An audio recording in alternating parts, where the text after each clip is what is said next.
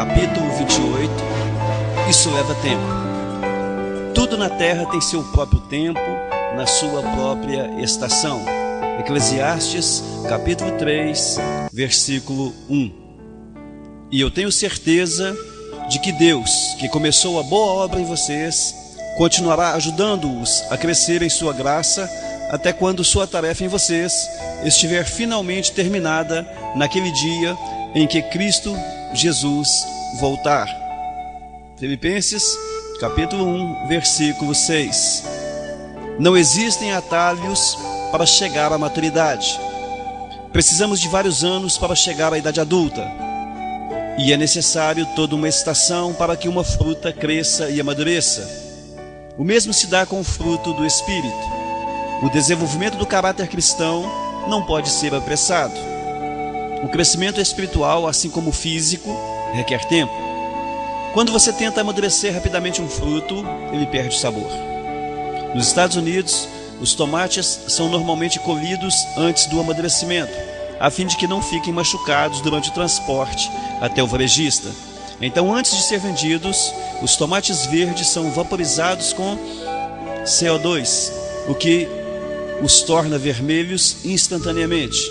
Tomates vaporizados são comestíveis, mas não são páreo para um sabor de um tomate deixado para maturar lentamente no pé. Enquanto nos preocupamos em crescer rapidamente, Deus se preocupa em que cresçamos fortes. Deus vê a nossa vida desde a eternidade e para a eternidade. Então, nunca está com pressa. Lane Adams certa vez comparou o processo de crescimento espiritual com a estratégia usada pelos aliados durante a Segunda Guerra Mundial na libertação das ilhas do Pacífico Sul. Primeiro, amaciavam uma ilha, enfraquecendo a resistência com bombardeios nas fortificações a partir de navios ao longo da costa.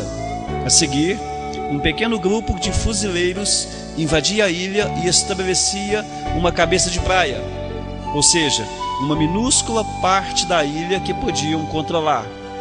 Uma vez que a cabeça de praia estivesse segura, começavam um longo processo de libertação do resto da ilha.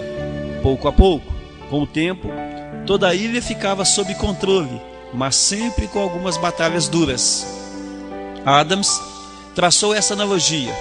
Antes de Cristo invadir nossa vida na conversão, ele algumas vezes tem de nos amaciar, permitindo alguns problemas com os quais nós não podemos lidar. Embora algumas pessoas abram a vida para Cristo, tão logo ele bata a porta, a maioria de nós resiste e fica na defensiva. A experiência que temos antes da conversão é Jesus dizendo: eis que estou à porta e bombardeio. No instante em que você se abre para Cristo, Deus estabelece uma cabeça de praia em sua vida.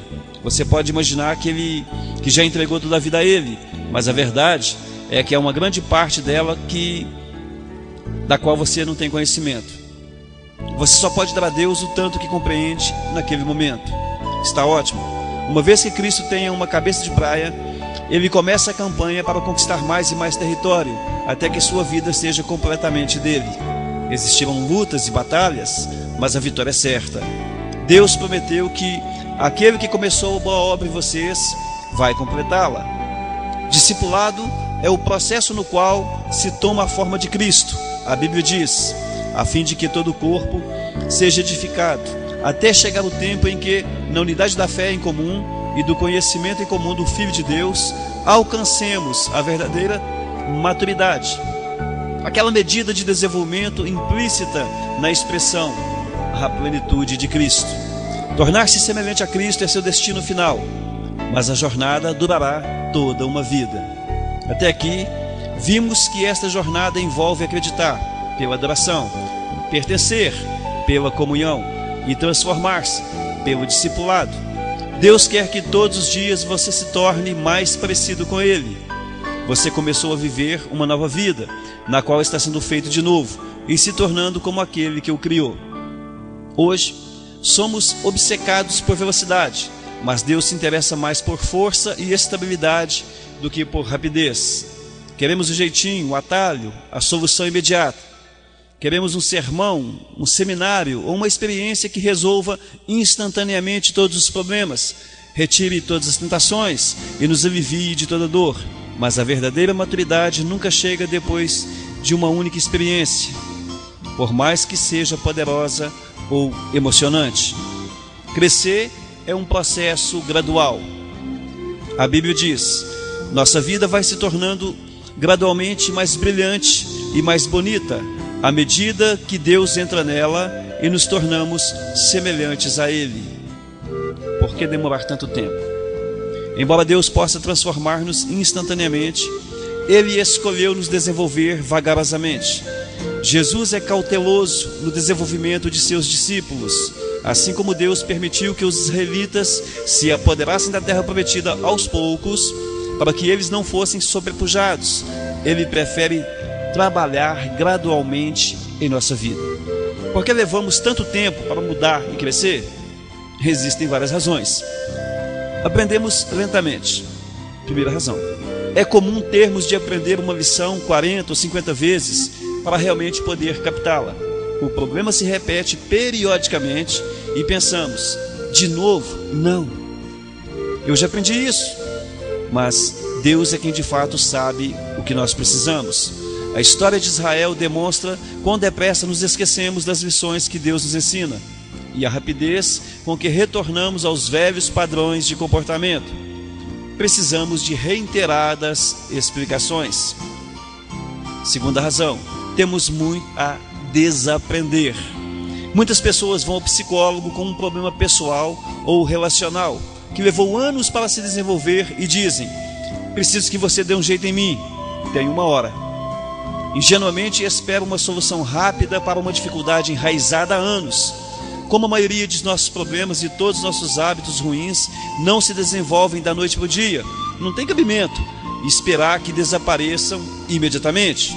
Não há pílula, oração ou teoria que desfaça instantaneamente os danos de muitos anos.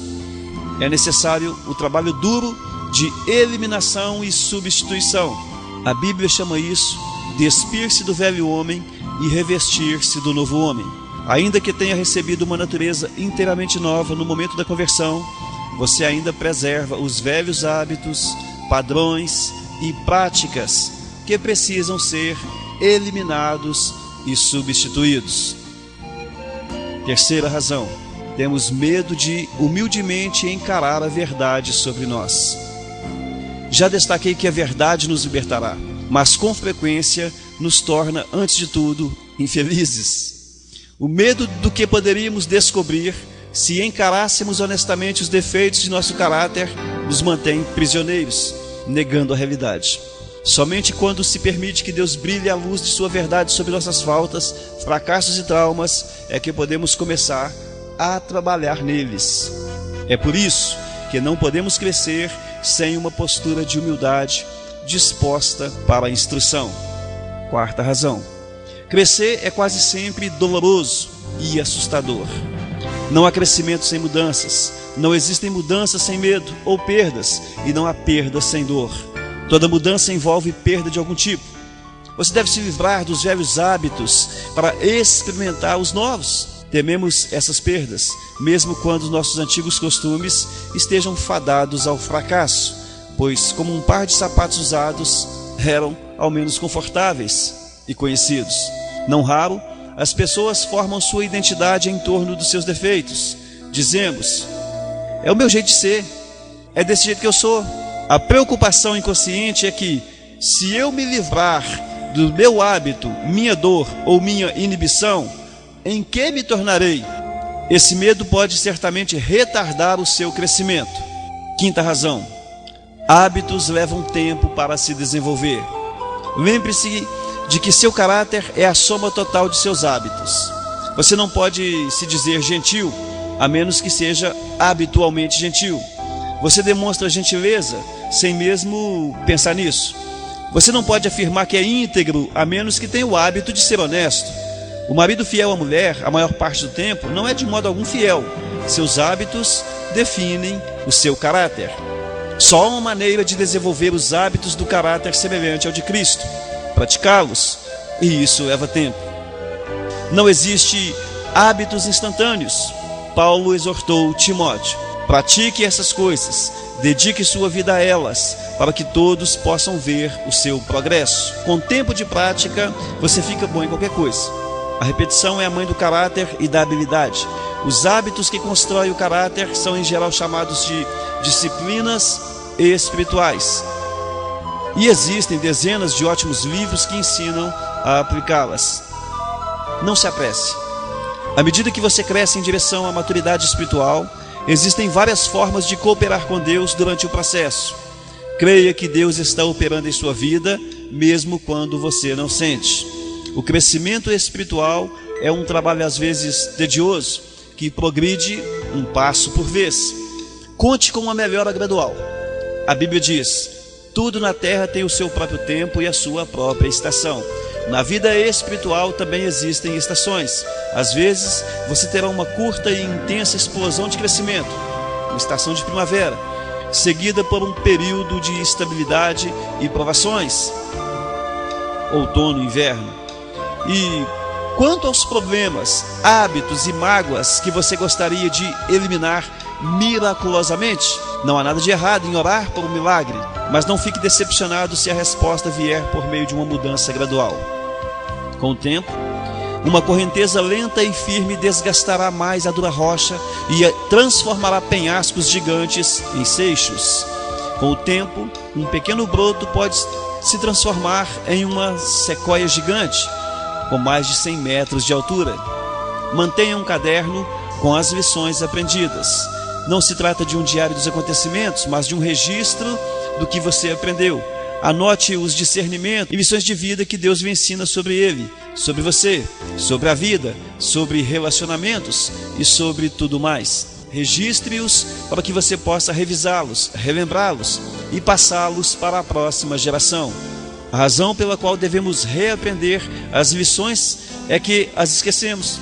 Reler seu diário espiritual regularmente pode lhe poupar muito sofrimento e desgosto desnecessários. A Bíblia diz: é crucial que prestemos muita atenção no que ouvimos, de modo que não nos desviemos.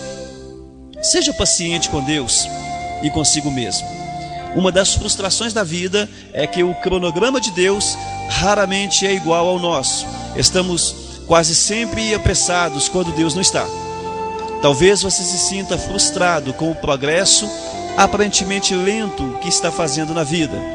Não se esqueça que Deus nunca é apressado, mas é sempre pontual.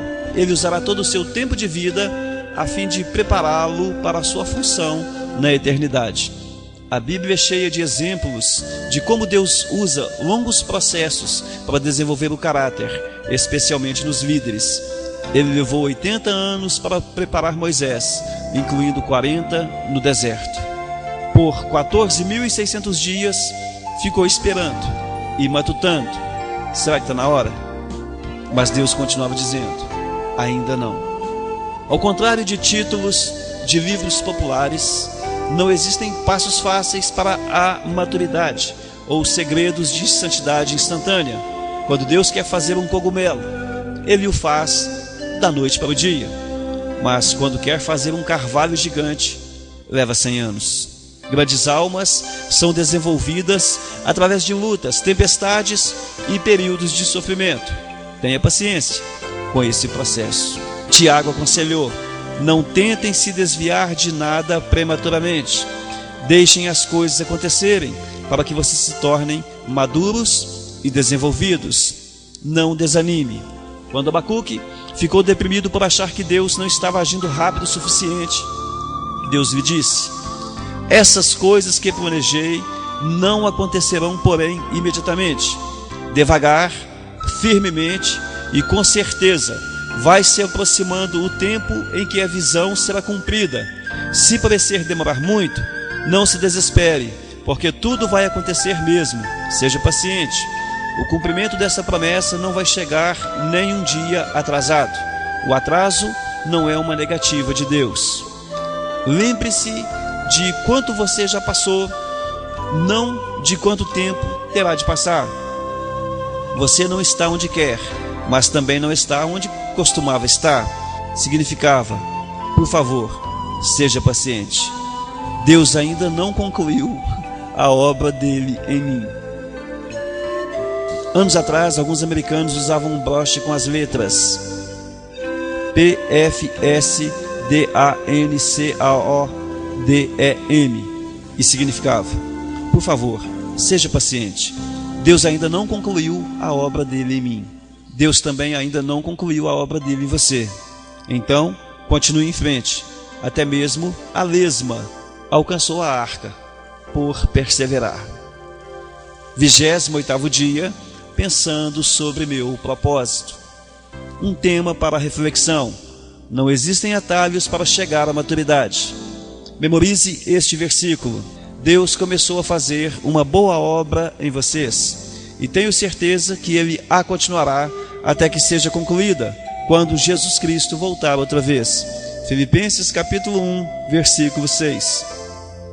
Medite nessa pergunta e responda por escrito em seu caderno de anotações. Em qual área de meu crescimento espiritual preciso ser mais paciente e persistente? Deus o abençoe e até amanhã.